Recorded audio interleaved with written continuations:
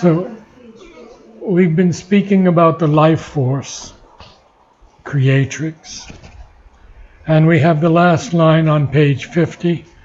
Alarmed by the sorrow dragging at her feet, and conscious of the high things not yet won, ever she nurses in her sleepless breast an inward urge that takes from her rest and peace.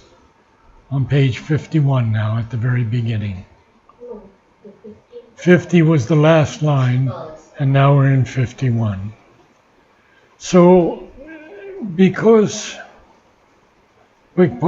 she is conscious of these high things that have not yet been achieved, she nurses in her sleepless breast.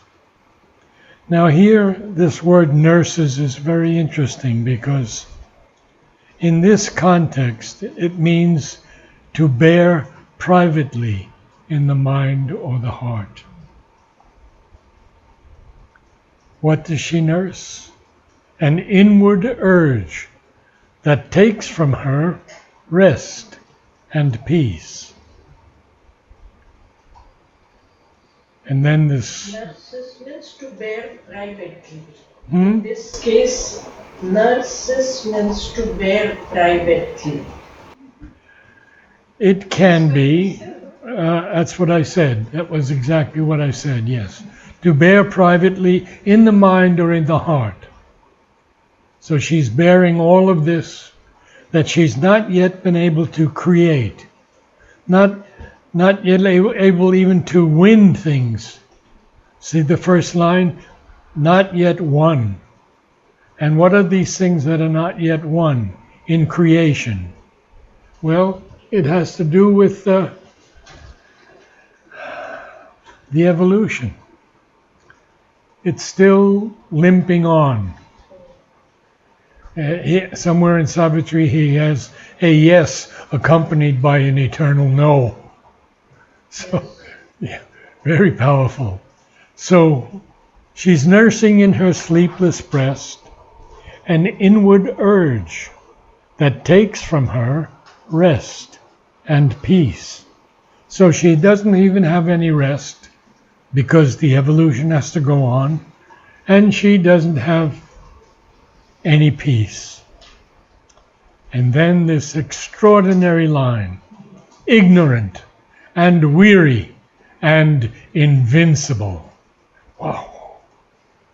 She seeks through the soul's war and quivering pain. Quivering, is a tremulous movement. What is she seeking? The pure perfection her marred nature needs. A marred nature is poetically an impaired nature. Her marred nature needs. What does that marred nature need most of all? A breath of Godhead on her stone and mire. She is not aware yet at this stage of her being that she's the Divine Mother. And so she doesn't see that the divine is already in the stone and the mire. So she wants this breath of Godhead on her stone and mire. This mire is an interesting word because it's the mud. And Sri Aurobindo tells us, don't judge the lotus by the mud in which it grows, but by its archetype in heaven. Interesting. A faith she craves that can survive defeat. And I think this is what all of us have to have. We have to develop this faith that can survive defeat. I was listening to a talk by the Estonian composer Arvo Pärt when a young girl asked him, "Have you thanked God for your failures?"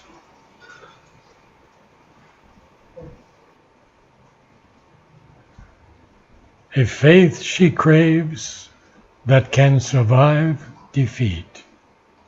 The sweetness of a love that knows not death. The radiance of a truth forever sure. So all of these things she wants. The breath, the faith, the sweetness, the radiance. A light, pardon? Sure.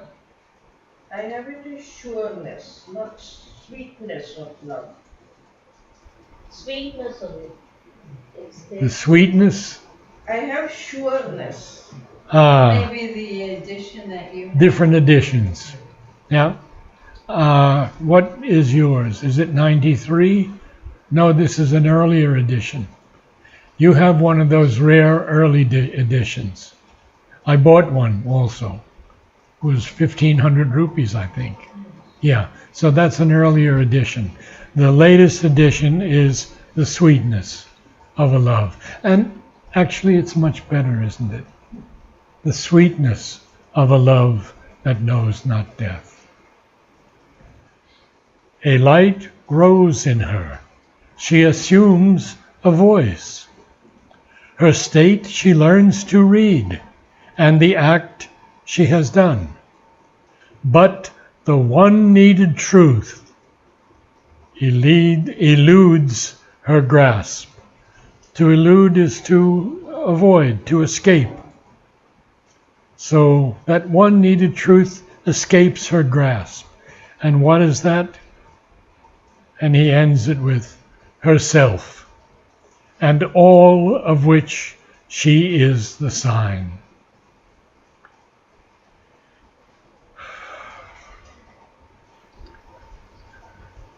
There's a lady in Oroville, Muriel, who is putting on these programs directly with Mother's words. And here's how she does it. She has a photograph of Mother in the playground, sitting beneath the true map of India, and then this huge picture of all the disciples and children coming for Mother's talks.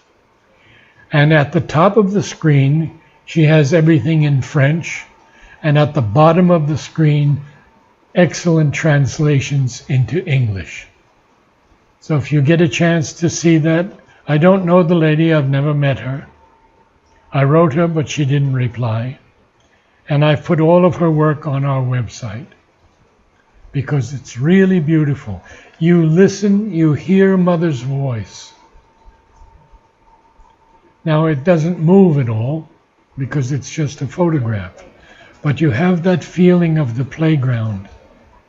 The playground was so important to me because I was only there once or twice when I was very young.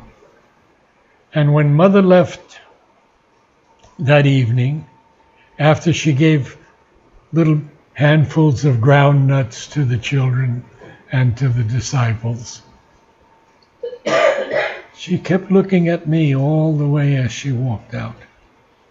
And Dimitri says, she has only eyes for you. I will never know what that meant, that blessing, but wow. Okay. Herself and all of which she is the sign. She is the divine creatrix. An inarticulate whisper drives her steps. So that inarticulate whisper is something that is not uttered with expressive or intelligible modulations. Sometimes we call it silent, but it's not really silent because to articulate something, you have to speak it properly. So if it's inarticulate, it's like that. Of which she feels the force, but not the sense. A few rare intimations come as guides. Immense divining flashes cleave her brain. So we have intimations, subtle hints or suggestions. A few rare intimations come as guides. Immense divining flashes cleave her brain. Well, divining here would be magnificent, supremely good. But cleave has many, many definitions. And I believe the second definition is like to pierce or penetrate. Sometimes we say, cleave this piece of wood, cleave this, cleave that. But here it's to pierce or penetrate her.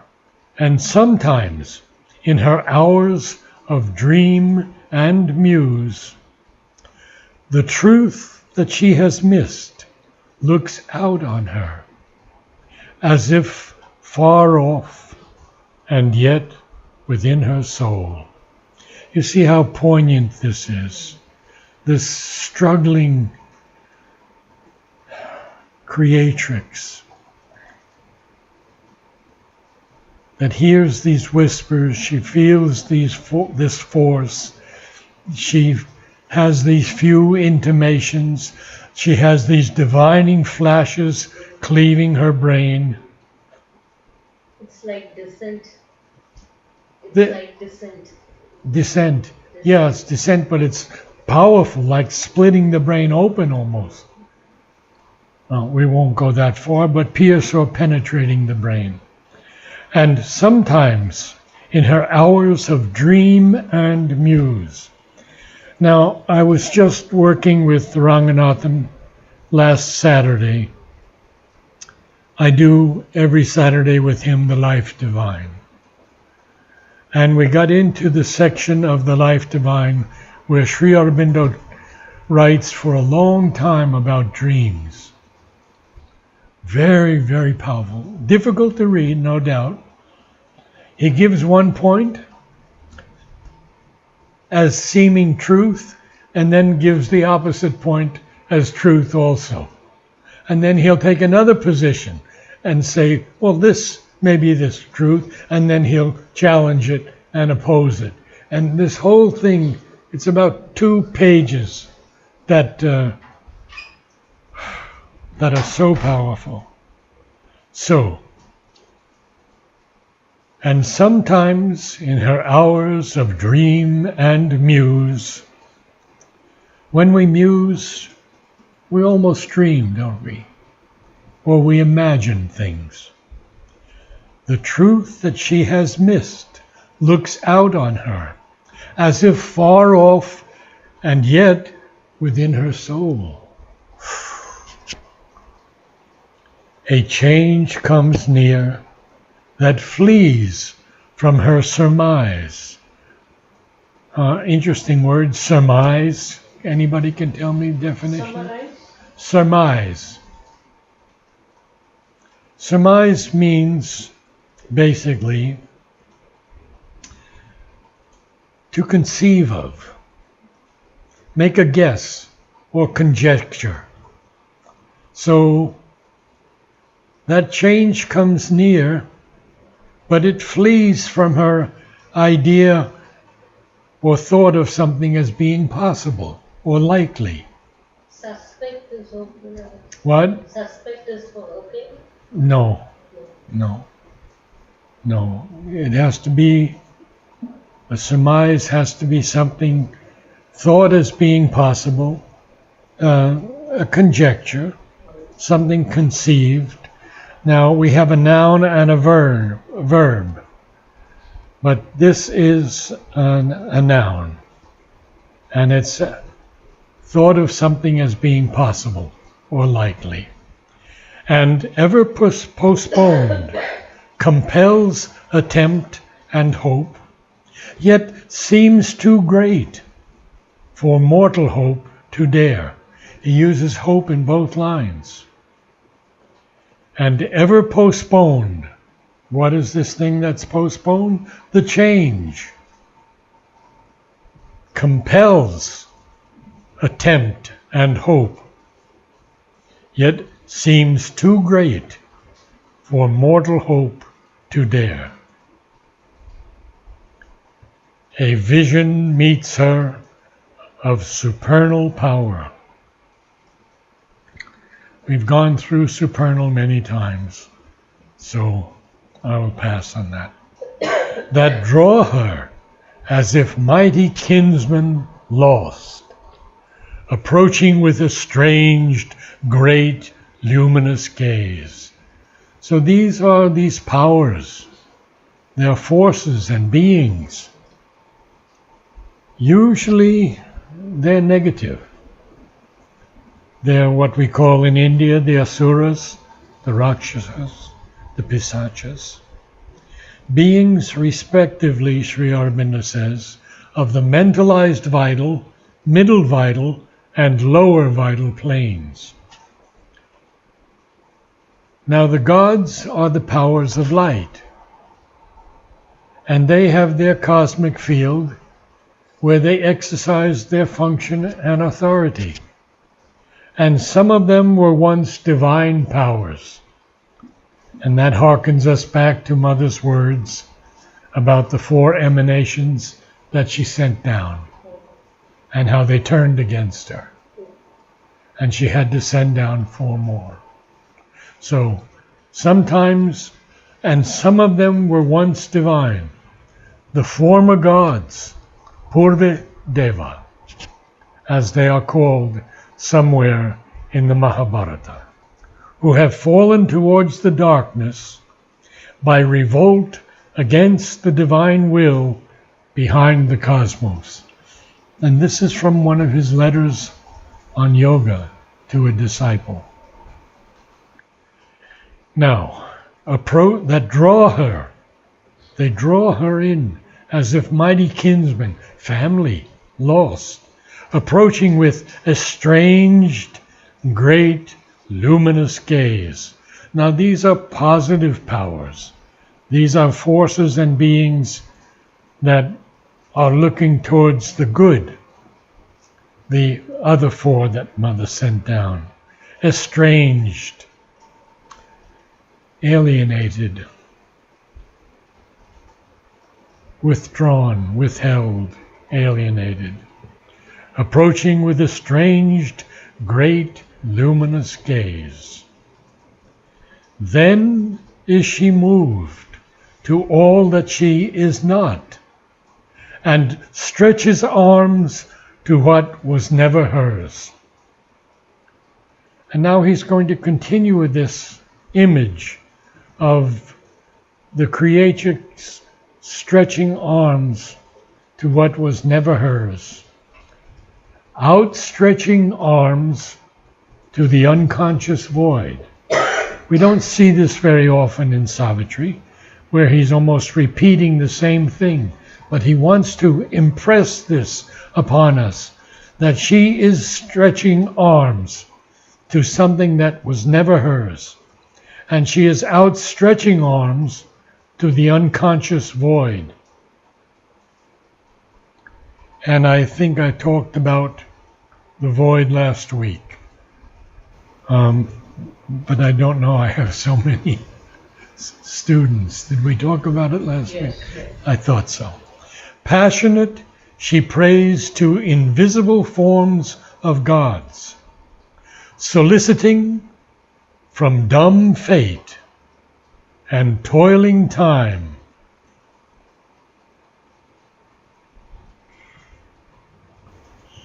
I could go all night on just these 2 lines. What most she needs, what most exceeds her scope. And now we're going to find out what those things are. Firstly, a mind unvisited by illusion's gleams. Secondly, oh boy, a will expressive of soul's deity. Now, I've done will with you also, so we'll just continue on.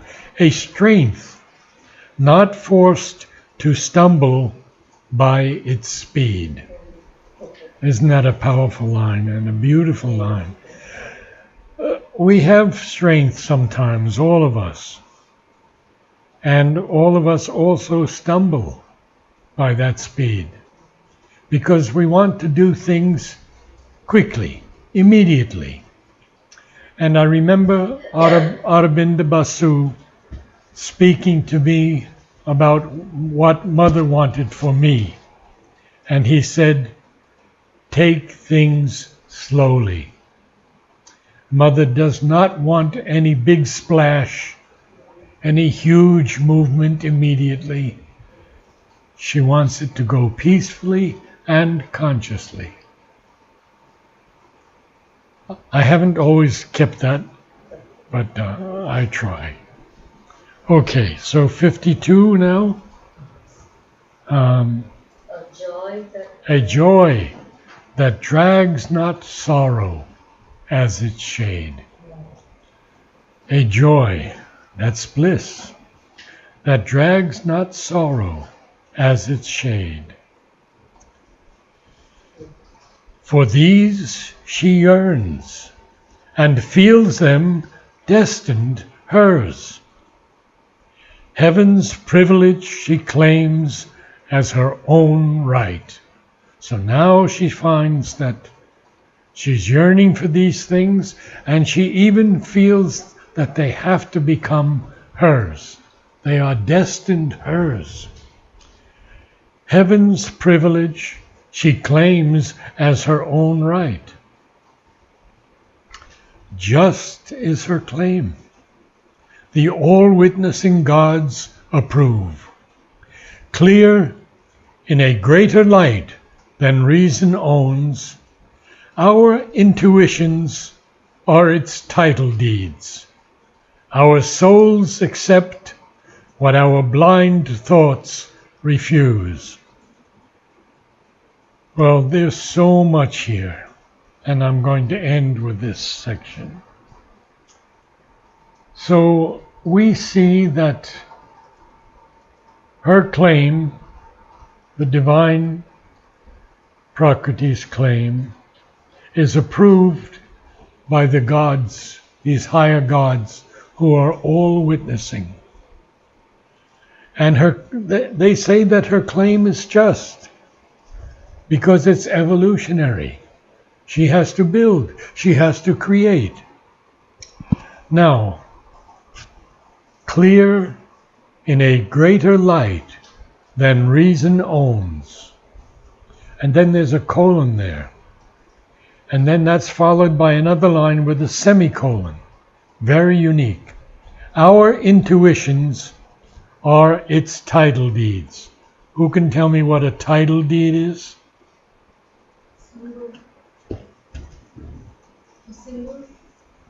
A symbol? No? The land transfer. Yes, it's something like that. It's a legal right or title to property. See? So if we have a title deed, we own something. Good.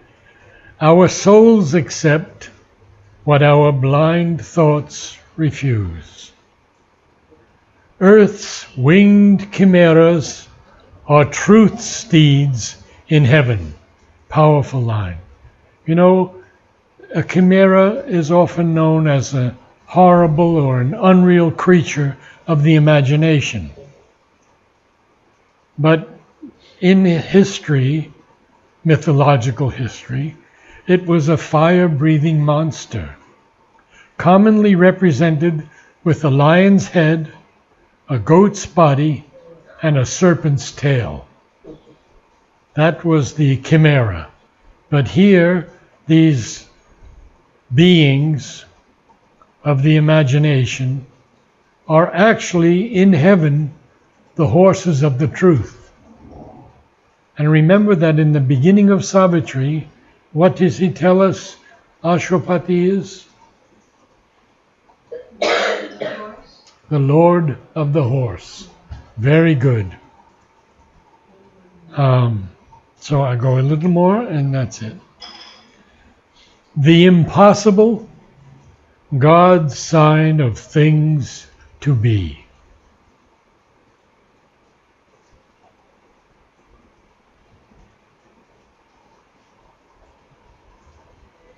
Oh, I have to go a few more.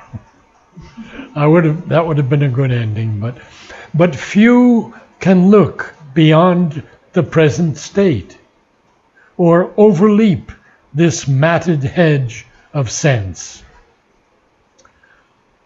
When something is matted, well, we see ladies' hair often matted, and this matted hedge, a hedge, of course, is a plant that's grown very close, many plants grown close to each other to make a barrier. So it's a matted hedge of sense. All that transpires on earth and all beyond are parts of an illimitable plan. The one keeps in his heart and knows alone. And we'll stop there. Will you read for us tonight? I think page 50, the last line. Alarmed by the sorrow dragging at her feet.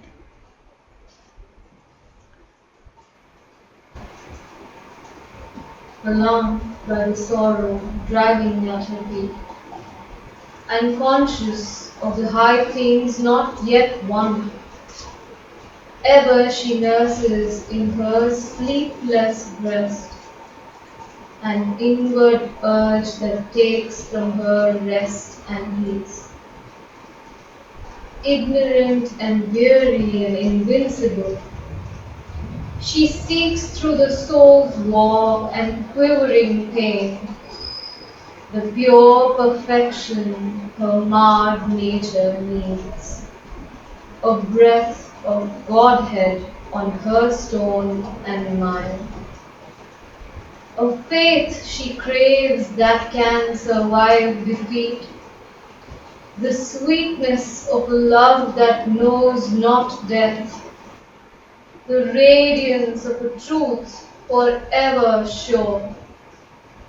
A light grows in her, she assumes a voice, her state she learns to read and the act she has done. But the one needed truth eludes her grasp, herself, and all of which she is the sun. An inarticulate whisper drives her steps, of which she feels the force but not the sense. A few rare intimations come as guides, immense divining flashes cleave her brain. And sometimes in her hours of dream and muse, the truth that she has missed looks out on her as if far off and yet within her soul. A change comes near that flees from her surmise, and ever postponed compels attempt and hope, yet seems too great for mortal hope to dare. A vision meets her of supernal powers that draw her as if mighty kinsmen lost, approaching with estranged great luminous gaze. Then she is moved.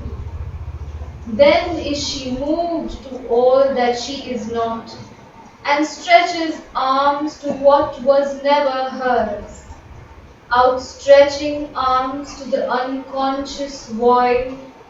Passionate she prays to invisible forms of gods, soliciting from dumb fate and toiling time what most she needs, what most exceeds her scope. A mind unvisited by illusion's gleams, a will expressive of soul's deity, a strength not forced to stumble by its speed, a joy that drags not sorrow as its shape. For these she yearns and feels them destined her. Heaven's privilege she claims as her own right. Just is her claim the all-witnessing gods approve, clear in a greater light than reason owns. Our intuitions are its title deeds, our souls accept what our blind thoughts refuse. Earth's winged chimeras are truth's seeds in heaven, the impossible God's sign of things to be. But few can look beyond the present state or overleap this matted hedge of sense. All that transpires on earth and all beyond are parts of an illimitable plan the one keeps in his heart and knows alone. Thank you.